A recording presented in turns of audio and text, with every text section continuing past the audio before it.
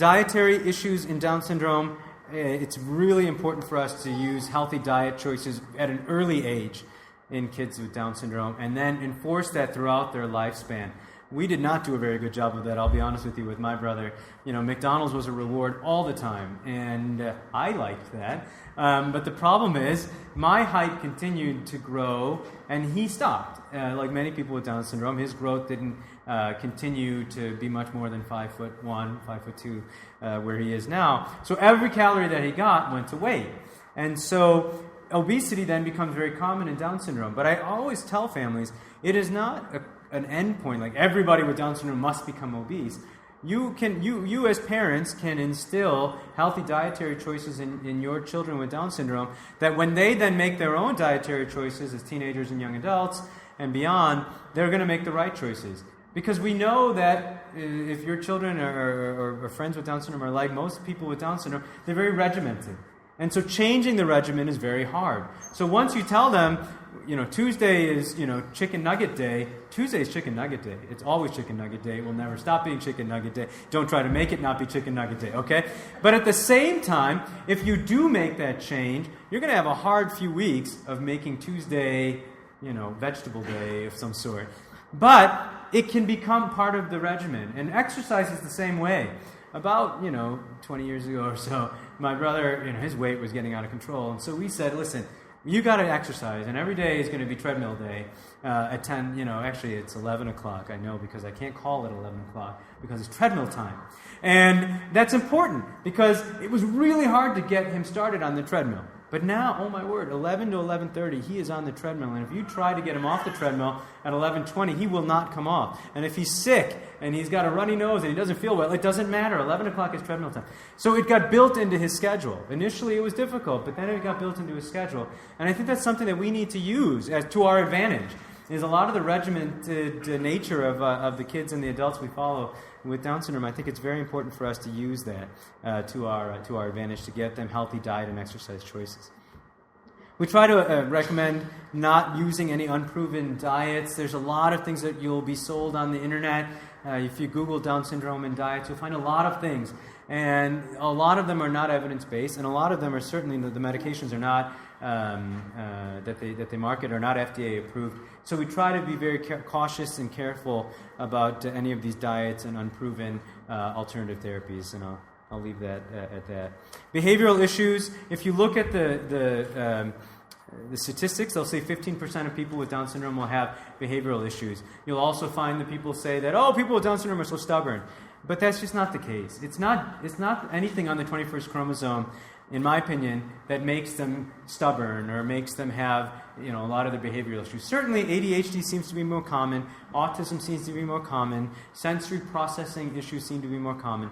But the fact that Johnny bites his sister is not found on the 21st chromosome, if that makes sense. And I think what happens is, we, as family members, remember, I remember when he was first born and how much he struggled, and look how far he's come. And then we take a different parenting approach to our children and our siblings with Down syndrome than perhaps we would have with somebody else. And they're smart.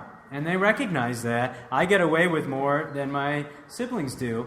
And then every child looks for a limit. And if you never set the limit, they'll keep looking for the limit.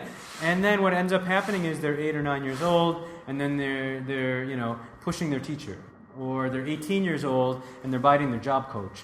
And these are major problems, right? Because you can't employ somebody who's aggressive like that. And it's not because they had Down syndrome. It's a lot of what we could have addressed when they were younger, and it becomes very hard to undo those things.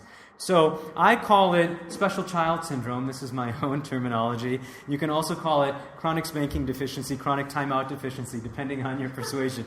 But it's really important to set limits, especially when they're in the childhood age. Very important to set limits for the kids that we take care of with Down syndrome.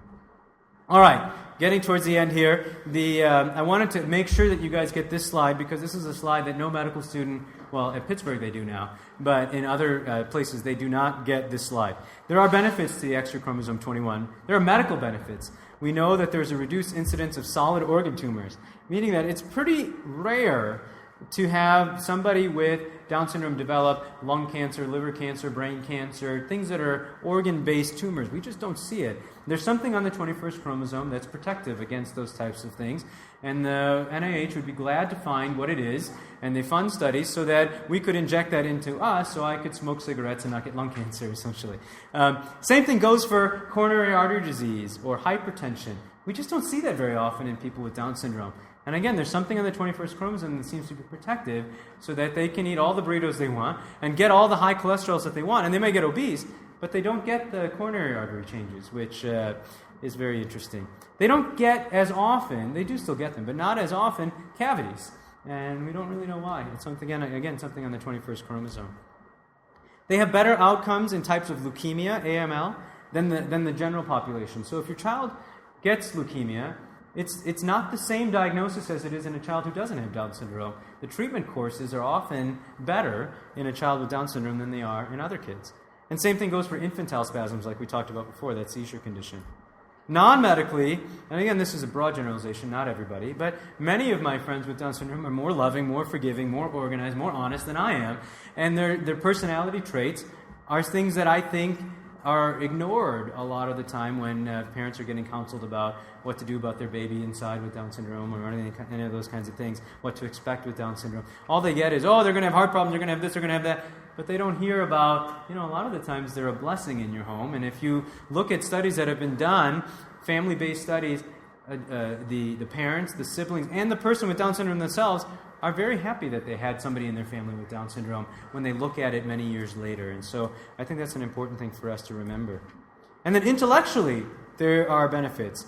Visual memory skills. If you have older kids or adults with Down syndrome that you know that their visual memory skills can be excellent. My brother can tell me, when you were 5, you had a birthday party, and it was at the McDonald's Playland, and I remember how you cried, and I remember that gift you got, and I'm thinking, no, but he remembers it. And he remembers it because he's got this photographic-like memory that, again, we don't really know why. It can be a benefit, and it can also be a difficult thing, because they also remember when Grandma was laying at the wake, and they can remember that picture and go over it in their mind over and over again. So there are benefits and not benefits to having that type of memory.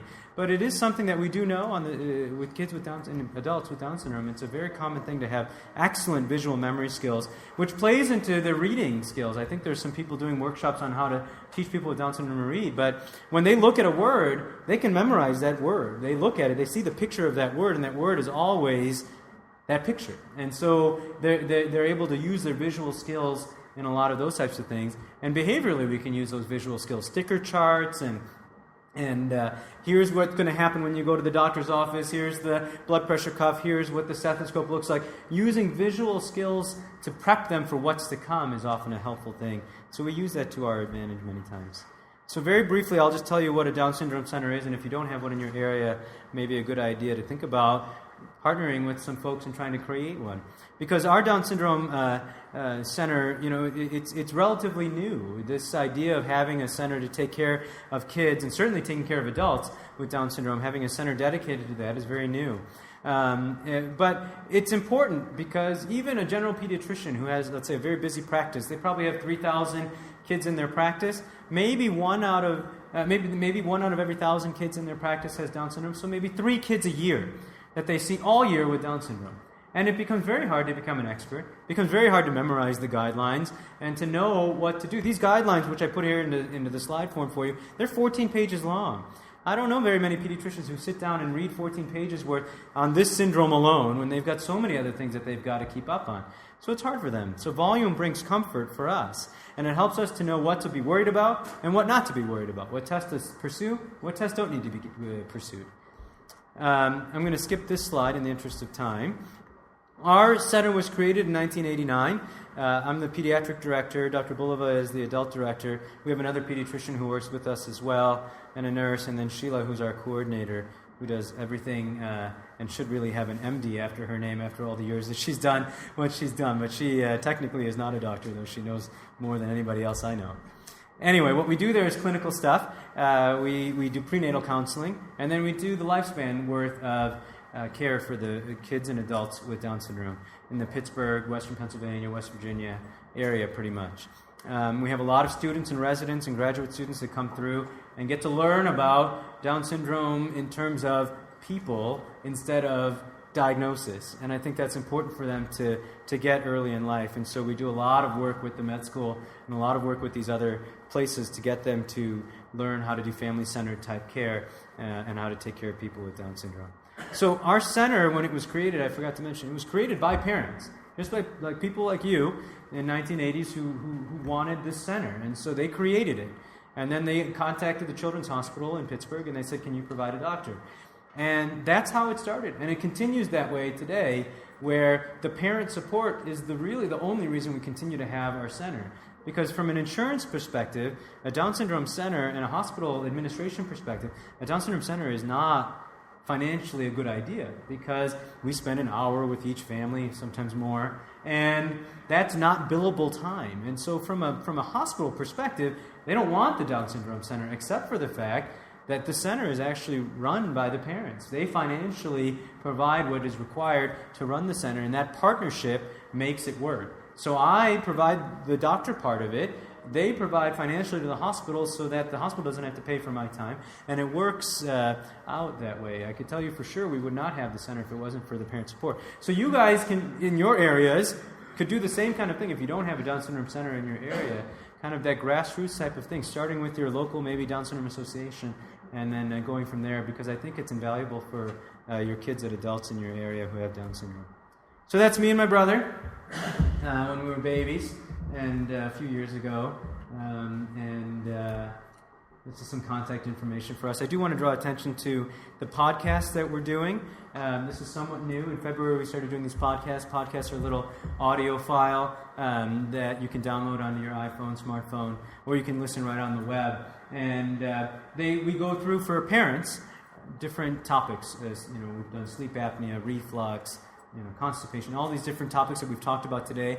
I've done in more detail through these podcasts. They're 10 minutes or so long. They're very parent-friendly, and so feel free to listen to those as well. They're free.